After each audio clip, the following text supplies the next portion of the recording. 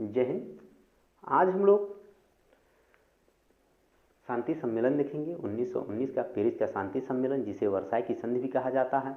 प्रथम विश्व युद्ध के बाद जो प्रावधान किए जाते हैं इन देशों के बीच, उसे हम लोग शांति समझौता कहते हैं।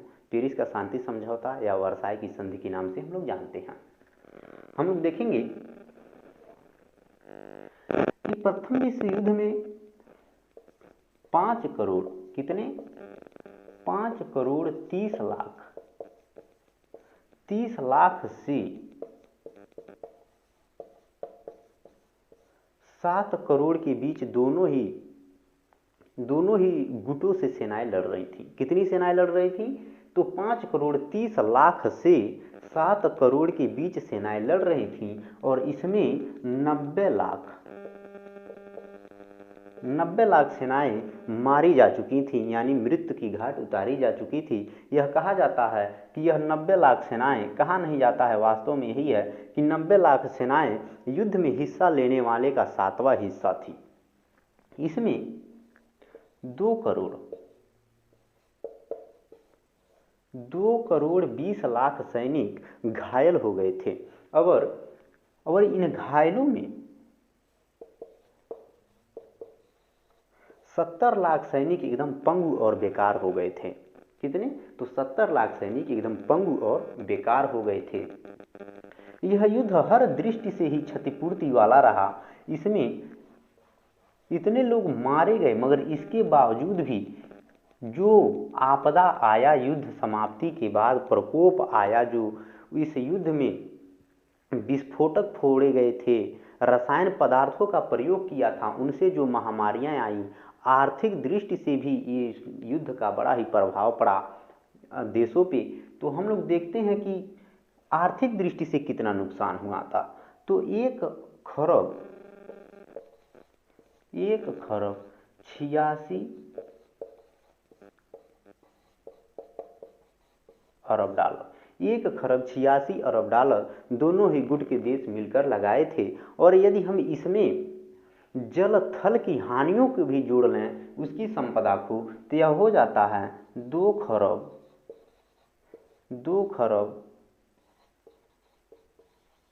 70 लाख डॉलर। कितना हो जाता है? तो 2 खरब 70 लाख डॉलर हो जाता है जब हम इसमें जल थल की हानि को भी जोड़ लेते हैं। अब हम लोग देखते हैं कि पेरिस का शांति सम्मेलन हम लोग देखेंगे कि फ्रांस की जो राजधानी है, कहाँ की भैया? फ्रांस की राजधानी पेरिस को शांति सम्मेलन का केंद्र चुना गया। किसको चुना गया? तो फ्रांस की जो राजधानी है पेरिस, उसे इस सम्मेलन का केंद्र चुना गया, क्योंकि जर्मनी का जो आक्रमण था, उससे सबसे ज्यादा यदि किसी को नुकसान पहुंचा था तो वह फ्रांस को ही पहुंचा था। फ्रांस की ही सेनाएं उसकी उत्तर में जवाब दे रही थी। इसलिए ही पेरिस को युद्ध के शांति सम्मेलन का केंद्र चुना गया था। अब हम लोग देखते हैं इस सम्मेलन में 32 राज्य, अंतर्राष्ट्रीय संबंध में आप लोग देखेंगे तो राज्य प्रदेश को नहीं बल्कि देश को कहा जाता है। किसको? देश को राज्य कहा जाता है, राष्ट्र को राज्य कहा जाता है। तो 32 राज्यों के 70 प्रतिनिधियों ने भाग लिया था। कितने? 70 प्रतिनिधियों ने भाग लिया था। और इस सम्मेलन में केवल विजयी राष्ट्रों को ही बुलाया गया था, पराजित राष्ट्रों को नहीं बुलाया गया था। और इसमें साम्यवादी रूस को भी नहीं बुलाया गया था, क्योंकि वह 1918 में युद्ध छोड़कर चला गया था। किसको नहीं बुलाया गया था? तो रूस को नहीं बुलाया गया था, और जो पराजित राष्ट्र थे उनको भी नहीं बुलाया गया था। इस सम्मेलन में केवल विजेता राष्ट्र ही सम्मिलित थे। और इस सम्मेलन का कार्य 18 जनवरी 1919 को प्रारंभ किया गया। कब? 18 जनवरी 1919 को इस सम्मेलन का कार्य प्रारंभ किया गया। अब हम लोग देख लेते हैं सम्मेलन के कर्णधारों का चरित्र। तो सम्मेलन में 32 राज्यों के 70 प्रतिनिधियों ने भाग लिया था। कितने?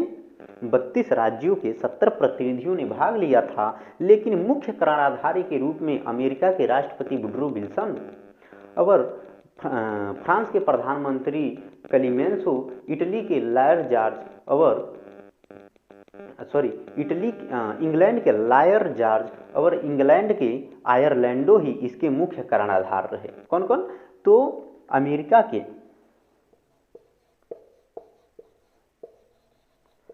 अमेरिका के जो राष्ट्रपति हैं कौन? वुडरो विल्सन, वह हो गए, और फ्रांस के प्रधानमंत्री क्लेमेंसो हो गए, इटली के प्रधानमंत्री आयरलैंडो हो गए, और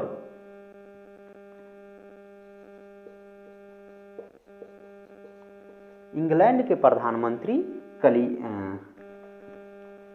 लायर जॉर्ज हो गए। तो यही चारों लोग इसके मुख्य कर्णधार थे, और इनमें किसी प्रकार की योग्यता जो होती है वह एक समान नहीं थी। इनमें जो भी योग्यताएं थी वह अलग अलग थी। इनमें राजनीतिक दूरदर्शिता और कूटनीतिक योग्यता का भी अभाव था।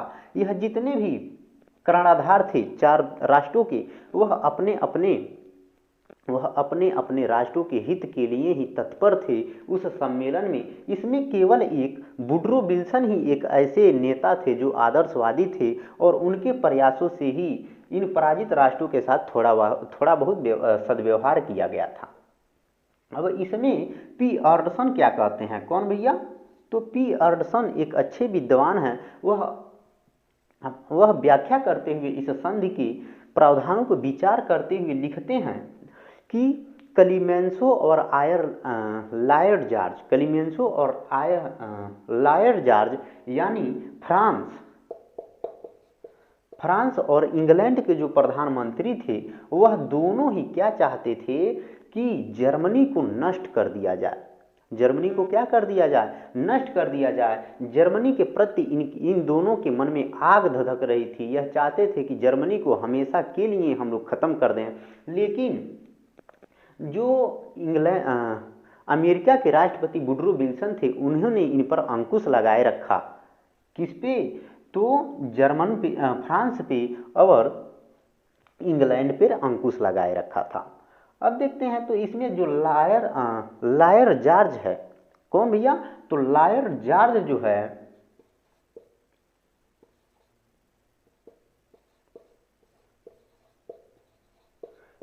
ये जो लायर जॉर्ज है, इंग्लैंड का प्रधानमंत्री, यह मानव के मस्तिष्क की गहराइयों तक पहुंचने वाला व्यक्ति था।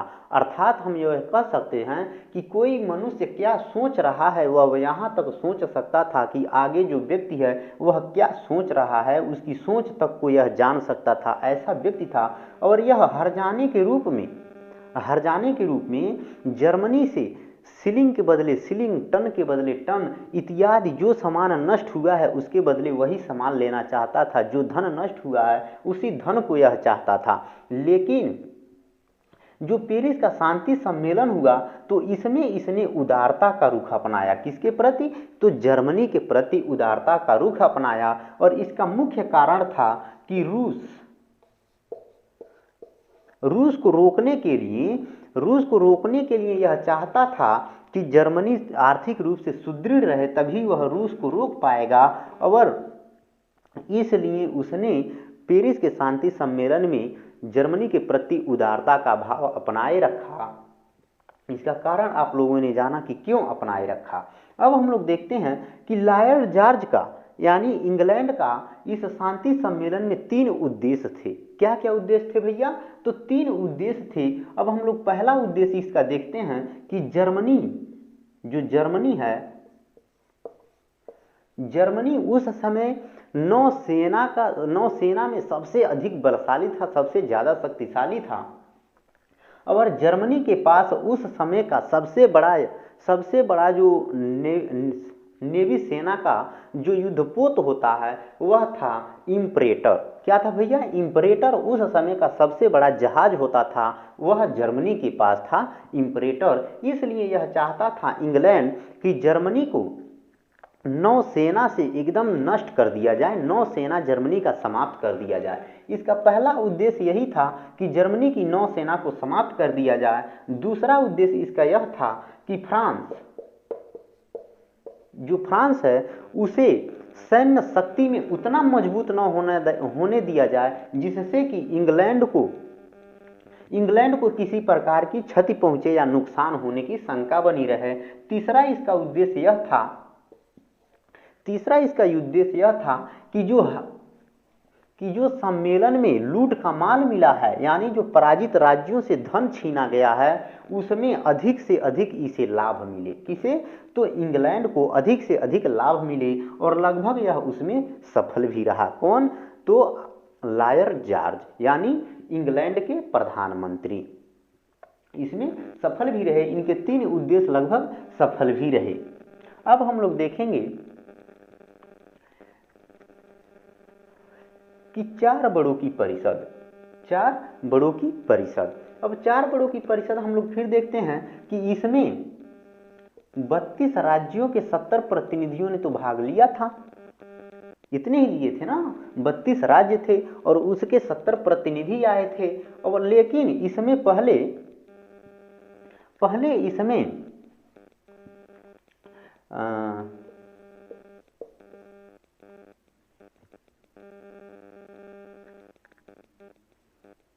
हाँ, मई 1919 में 4 को ही रखा गया। लेकिन इससे पहले क्या हुआ? इससे पहले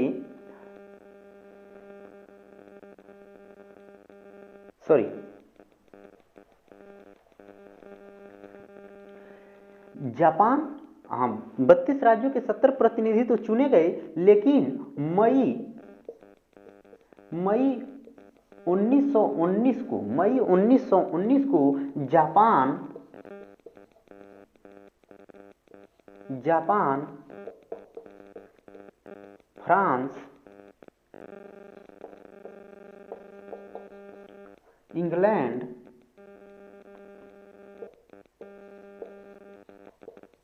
इटली, अमेरिका, यह 5 देशों के 2-2 प्रतिनिधि चुने गए थे। 2-2 प्रतिनिधि चुने गए थे। इस कब? तो मई 1919 को फ्रांस, जापान, इटली, इंग्लैंड के 2-2 प्रतिनिधि चुने गए थे। लेकिन यह गोपनीयता की दृष्टि से और कार्यशैली की दृष्टि से बड़ा हो गया था। यह जो संगठन था यह बड़ा हो गया था, इसलिए अप्रैल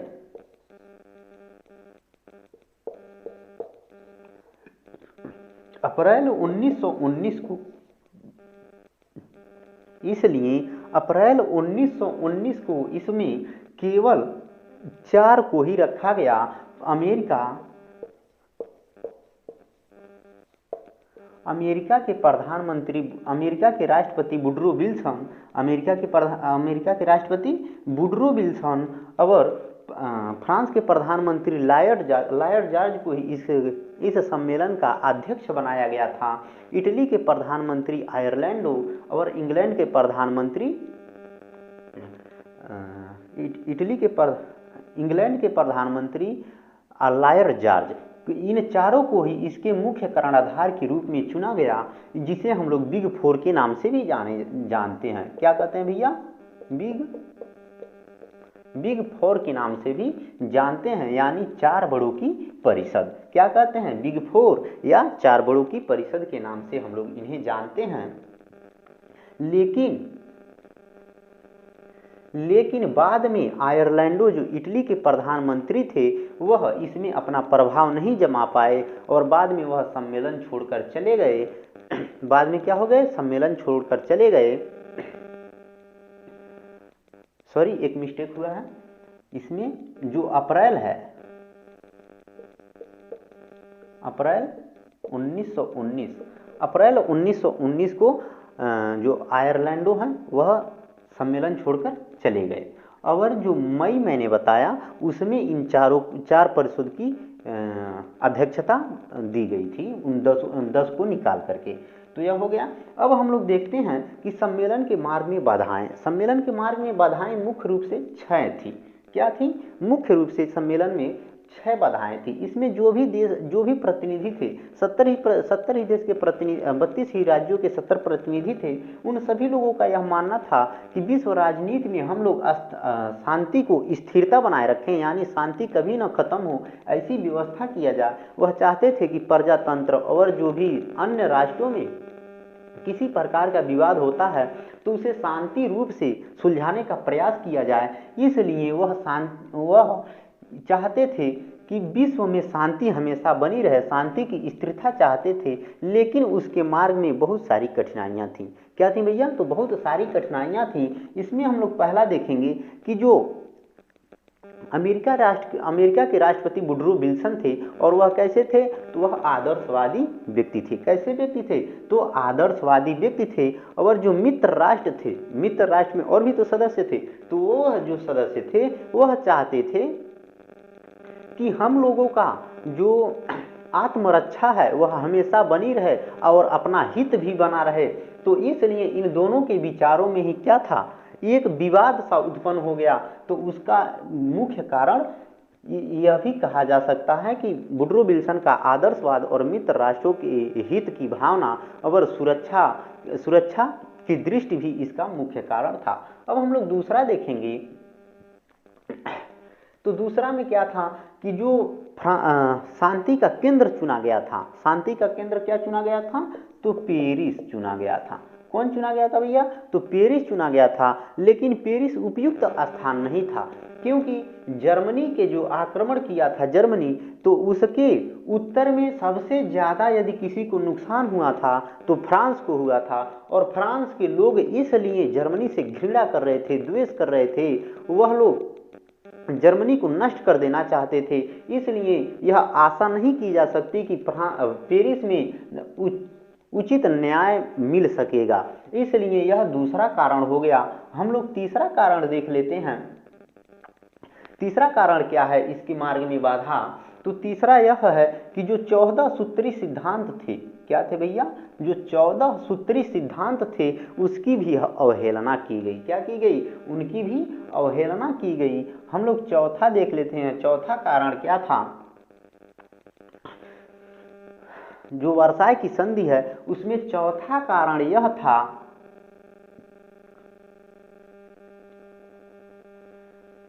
चौथा कारण इसमें जो भी राष्ट्र इसमें सम्मिलित थे, जो भी राष्ट्र इसमें सम्मिलित थे वह युद्ध से पहले ही वह क्या कर चुके थे भैया? युद्ध से पहले ही मित्र राष्ट्र में जो देश सम्मिलित थे वह युद्ध से पहले ही गुटबंदी कर चुके थे, गुप्त संधियां कर चुके थे। क्या कर चुके थे? गुप्त संधियां कर चुके थे कि जब युद्ध समाप्त होगा, जो भी निर्णय होगा, तो उसमें तुम हमारे हित की रक्षा करना, मैं तुम्हारे हित की रक्षा करूंगा। यह भी क्या था? तो इसमें महत्वपूर्ण भूमिका निभा रहा था। हम लोग देखेंगे कि इसमें सम्मेलन के मार्ग में जो बाधाएं थीं वह यह सब तो थी ही, मगर यह दो विचारधाराओं का, क्या? दो विचारधाराओं का संघर्ष था। क्या था भैया? दो विचारधाराओं का संघर्ष था। एक विचारधारा के लोग चाहते थे कि स्पष्ट रूप से न्याय किया जाए, किसी के साथ भेदभाव नहीं किया जाए। लेकिन एक विचारधारा के जो लोग थे वह चाहते थे कि नहीं, अपना हित बना रहे और विश्व में शांति संतुलन बना रहे। इसलिए इन दोनों विचारधाराओं के बीच अधिक मनमुटाव हो गया। और मनमुटाव होने के बावजूद भी इस संधि को जारी रखा गया। और इस संधि को हम वर्साय की संधि के नाम से जानते हैं। अब हम लोग देखते हैं कि वर्साय की संधि, क्या देखते हैं भैया? वर्साय की संधि देखते हैं। तो वर्साय की संधि का जो प्रारूप है वह अंतिम प्रारूप कब तैयार हुआ? तो अंतिम प्रारूप में 4 माह के अनथक प्रयास से इसका अंतिम प्रारूप तैयार हुआ। और इसके मार्ग में भी जो बाधाएं थी वह जो राष्ट्र संघ का रूपरेखा तैयार हुआ था तो उसका अनुबंध पत्र जो था वह भी था इसके मार्ग में बाधा। और फ्रांस की जो सुरक्षा की गारंटी था वह भी इसके मार्ग में बाधा था। और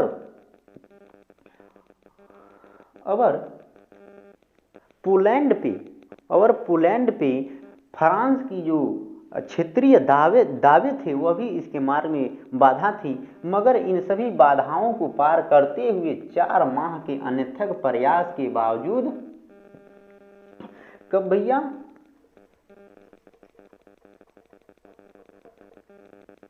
तो 1919 को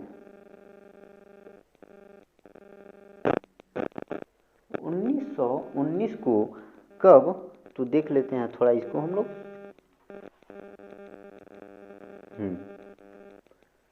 1919 को मई 1919 को इसकी अंतिम रूपरेखा तैयार की गई। कब 1919 को इसकी अंतिम रूपरेखा तैयार की गई। इस संधि में 200 कितने तो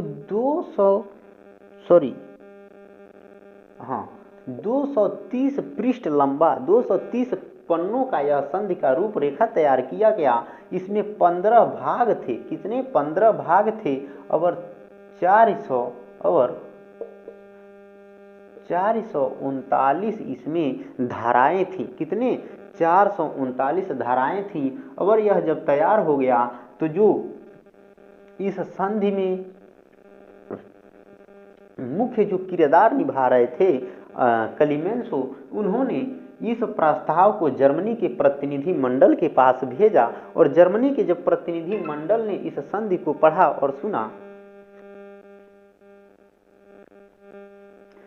जर्मनी के प्रतिनिधि मंडल ने जब इस संधि को पढ़ा और सुना तो उन्हें बहुत ही आश्चर्य हुआ। वह बहुत ही दुखी हुए कि हमने जिस शर्त के रूप में जिस शर्त से अपना आत्मसमर्पण किया था वह शर्तें इसमें दिखाई नहीं दे रही हैं, क्योंकि उसमें केवल जर्मनी को ही निशस्त्रीकरण करने की आदेश था और जर्मनी को ऐसे ऐसे शर्तों से बांधा गया था जो शर्तें जर्मनी नहीं मानता और मान भी नहीं रहा था। इसलिए जर्मनी के जो प्रतिनिधि मंडल था उन्होंने 60,000 शब्दों में इस पत्र की आलोचना करके फिर से पुनः लौटा दिया। और इस आलोचना के बाद इन्होंने मित्र राष्ट्रों ने क्या किया कि छोटे मोटे इस प्रस्ताव में सुधार करके पुनः उनके पास भेज दिया और यह कहा कि यदि आप और पहले में उन्होंने 14 दिन का ही मोहलत दिया था कि जब क्लीमेंसो ने इस प्रस्ताव को जर्मनी प्रतिनिधि मंडल के पास भेजा था तो 14 दिन का यानी 2 सप्ताह का दिन दिया था कि आप इस पे विचार विमर्श करें। और विचार विमर्श करने के बाद जर्मनी ने 60,000 शब्दों में 60,000 शब्दों में इस प्रस्ताव की आलोचना करते हुए कहा कि यह सिद्धांत तो वह नहीं है जिस पे हमने आत्मसमर्पण किया था, वह इसके बिल्कुल खिलाफ है, क्योंकि निशस्त्रीकरण केवल जर्मनी का ही क्यों सभी राष्ट्रों की होना चाहिए, लेकिन उसकी बातों को नहीं माना गया। और लायर जॉर्ज ने जब जर्मनी के प्रतिनिधि मंडल ने इसे मानने से इनकार कर दिया और जो वहाँ के नागरिक थे वह भी अपना अपमान समझने लगे, तो जो लायर जॉर्ज था इंग्लैंड का प्रधानमंत्री, उसने क्या कहा भैया कि जर्मनवासी कहते हैं कि हम हस्ताक्षर पे सिग्नेचर नहीं करेंगे और जर्मन के प्रतिनिधि भी कहते हैं कि हम इस प्रस्ताव पे सिग्नेचर नहीं करेंगे, हस्ताक्षर नहीं करेंगे।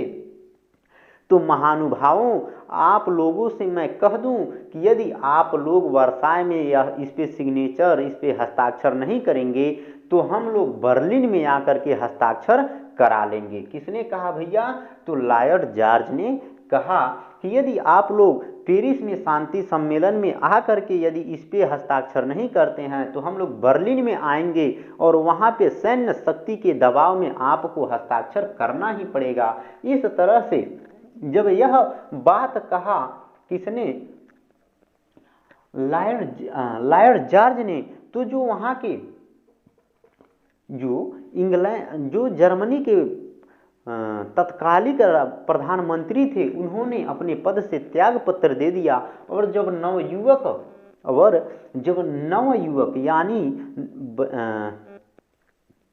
जो नया शासन व्यवस्था वहाँ चलाने के लिए जो नवयुवक सरकार बनी, वहाँ के युवाएं जब सरकार में प्रवेश की, तो उन्होंने इस प्रस्ताव को मानना ही उत्तम समझा।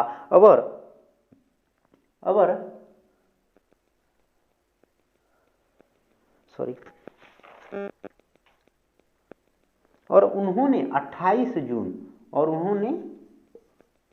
28 जून नवयुवक सरकार जो थी, उन्होंने 28 जून को इस प्रस्ताव पे हस्ताक्षर करने के लिए वह पेरिस पहुंचे। लेकिन पेरिस पहुंचने के बाद क्या हुआ कि वहाँ जो फ्रांस के नागरिक थे वह इन पे कैदियों जैसा तो व्यवहार किया ही जा रहा था। इन लोगों ने उस पर गोले बरसाए, मिट्टी के ढेले बरसाए और बहुत सारे कैदियों जैसा व्यवहार किए इन लोगों ने। और जाते जाते जर्मनी प्रतिनिधिमंडल के एक सदस्य ने यह कहा कि जर्मनी यह प्रस्ताव पे हस्ताक्षर दबाव में आकर कर रहा है, लेकिन जर्मनवासी यह कभी नहीं भूलेंगे। और जर्मनी को अन्य राष्ट्रों के साथ समानतापूर्वक व्यवहार पाने के लिए जर्मनी हमेशा प्रयत्नशील रहेगा। और यही कारण है कि जर्मनी में हिटलर का उदय होता है, नाजीवाद का उत्कर्ष होता है और द्वितीय विश्व युद्ध प्रारंभ होता है। इसलिए यह कहा जाता है कि पेरिस के शांति सम्मेलन में ही द्वितीय विश्व युद्ध का बीजारोपण किया गया। द्वितीय विश्व युद्ध का कारण पेरिस शांति सम्मेलन से ही बन रहे थे। तो हम लोगों ने इतना देखा। अब आगे हम लोग देखेंगे पेरिस के शांति सम्मेलन में जो भी महत्वपूर्ण बातें हैं वह अगले वीडियो में हम लोग आज देख लेंगे। आज नहीं, कल देख लेंगे अगले वीडियो में। तब तक के लिए जय हिंद, धन्यवाद।